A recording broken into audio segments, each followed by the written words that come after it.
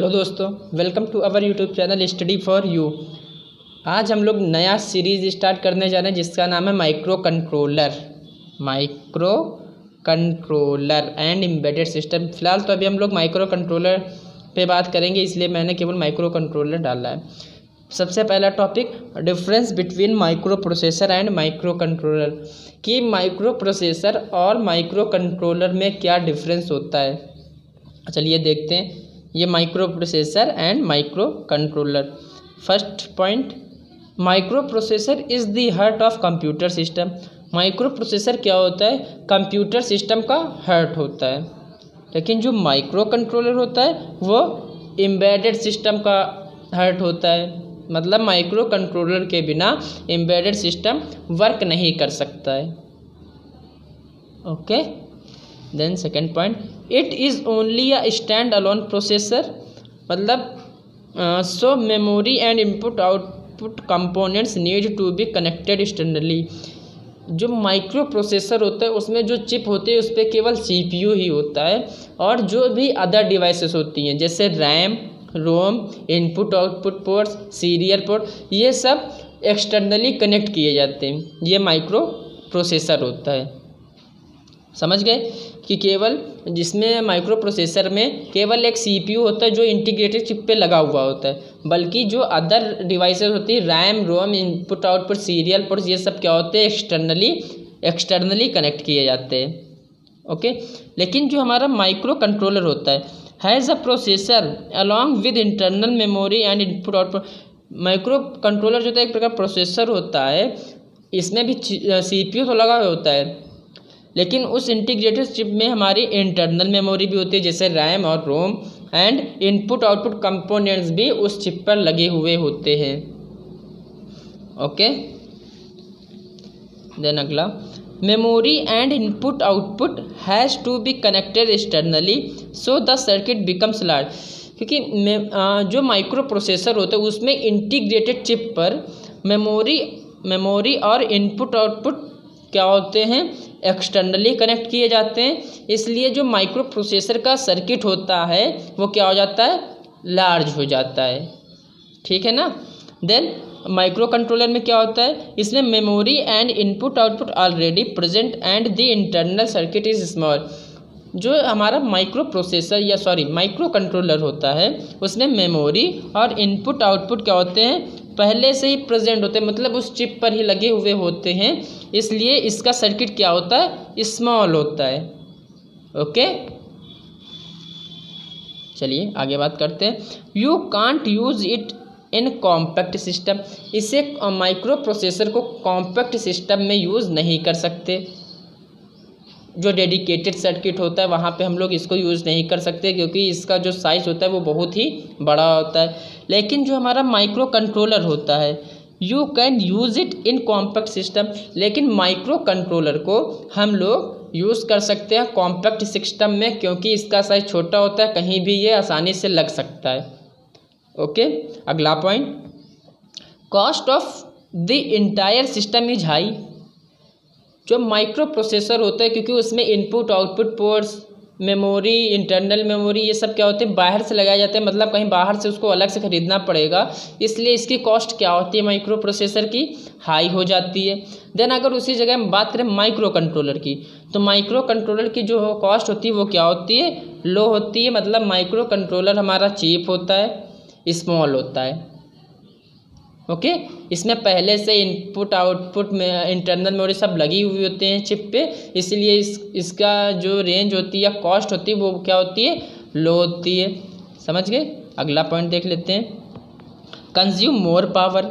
ये more power को क्या करते हैं? कंज्यूम करते हैं, क्योंकि इसमें सारी डिवाइसेस क्या होती है? एक्सटर्नली कनेक्ट होती हैं, इसलिए मोर पावर को कंज्यूम करते हैं। लेकिन उसी जगह माइक्रो कंट्रोलर जो होता है वो लेस पावर को कंज्यूम करता है। अगला पॉइंट देख लेते हैं, जो माइक्रो प्रोसेसर होता है वो 32 बिट एंड 64 बिट का होता है। देन उसी जगह जो हमारा माइक्रो कंट्रोलर होता है 8 बिट, 16 बिट और 32 बिट का होता है। ओके, माइक्रो प्रोसेसर में हाई क्लॉक स्पीड होती है और माइक्रो कंट्रोलर में लो क्लॉक स्पीड होती है। अगला पॉइंट है परफॉर्म मल्टीपल टास्क। जो माइक्रो प्रोसेसर होते हैं वो मल्टीपल टास्क को परफॉर्म करने के लिए यूज़ किए जाते हैं। ये एप्लीकेशन के अकॉर्डिंग इनकी कोडिंग भी क्या होती है, चेंज हो सकती है। जो कोडिंग हम लोग करते हैं किसी भी टास्क को परफॉर्म करने के लिए, उससे हम लोग एप्लीकेशन के अकॉर्डिंग चेंज भी कर सकते हैं। माइक्रो कंट्रोलर में क्या होता है, परफॉर्म अ स्पेसिफिक टास्क। लेकिन जो माइक्रो कंट्रोलर होता है केवल उसे एक स्पेसिफिक टास्क को परफॉर्म करने के लिए यूज़ किया जाता है। जैसे वॉशिंग मशीन होती है, वॉशिंग मशीन में केवल उसका एक ही काम होता है कि कपड़ों को क्लीन करना। ओके, तो ये एक स्पेसिफिक टास्क हो गया, समझ गया ना। ठीक, अब आगे देखते हैं। नेक्स्ट पॉइंट है it is mainly used in personal computer.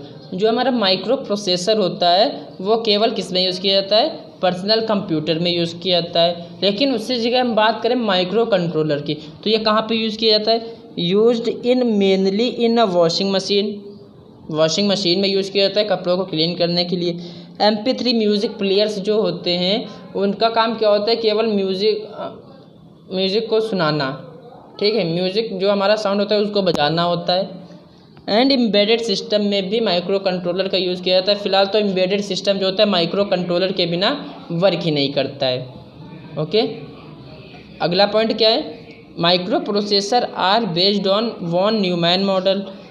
जब फ़िलहाल जो हमारे मॉडल होते हैं वो दो टाइप के होते हैं, वॉन न्यूमैन मॉडल होता है और एक हार्वर्ड आर्किटेक्चर बेस्ड मॉडल होता है। अब वॉन न्यूमैन क्या होता है एंड हार्वर्ड क्या होता है। वॉन न्यूमैन में हमारी जो डेटा बस होती हैं, एड्रेस बस होती हैं, अब मेमोरी होती है, वो सारे एक ही होती हैं। ठीक, डेटा बस और एड्रेस बस दोनों एक ही होती हैं।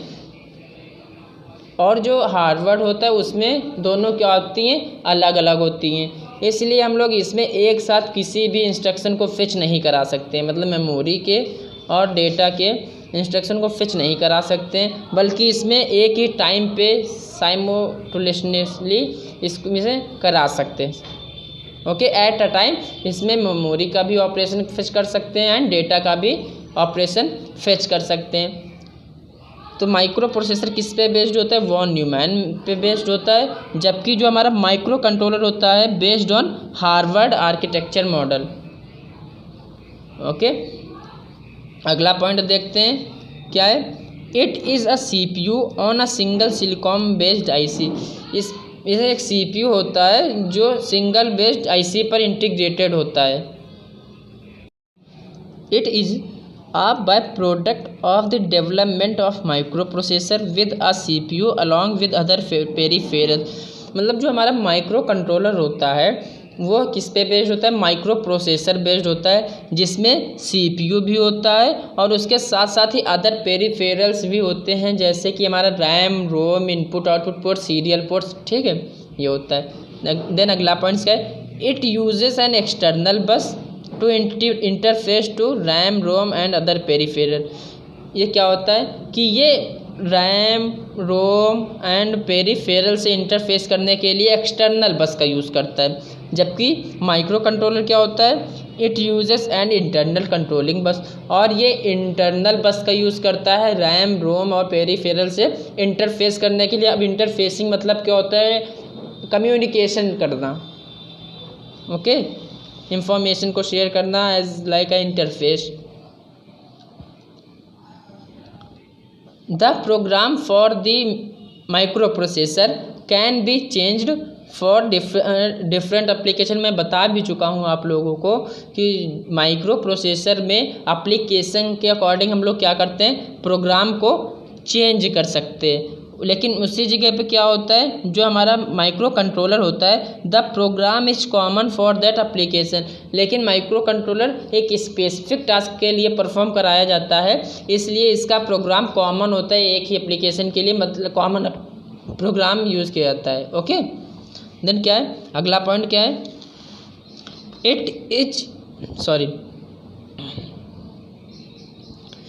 It used for general purpose application that allows you to handle loads of the data. जो माइक्रो प्रोसेसर होता है उसका यूज़ जनरल पर्पस के लिए किया जाता है, लेकिन जो हमारा माइक्रो कंट्रोलर होता है it used for application specific system, इसका यूज़ हम लोग स्पेसिफिक सिस्टम में करते हैं, मतलब कि स्पेसिफिक टास्क को परफॉर्म कराने के लिए इसका यूज़ करते हैं। देन एप्लीकेशन देख लेते हैं कहाँ कहाँ पे इनका यूज़ होता है। Then application calculators, accounting system, games machine, TV, computer etcetera. Then micro controller में क्या है, mobile phones, washing machine, camera, microwave oven etc। तो ये था हमारा micro processor and micro controller में डिफरेंस।